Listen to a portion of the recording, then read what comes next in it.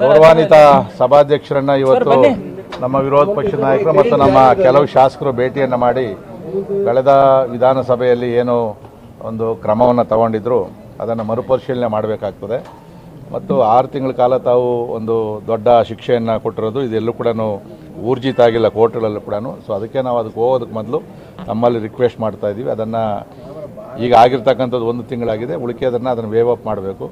ಮತ್ತು ಜೊತೆಯಲ್ಲಿ ಅಸೆಂಬ್ಲಿ ಒಳಗಡೆ ಈ ಘಟನೆ ಆಗಿರೋದು, ಆದರೆ ನೀವು ಹೊರಗಡೆ ಕಮಿಟಿಗಳಿಗೂ ಕೂಡ ಹೋಗಬಾರ್ದು, TADA ಕೊಡಬಾರ್ದು ಅಂತಕ್ಕಂಥದ್ದು ಮಾಡಿರೋದಿದೆ.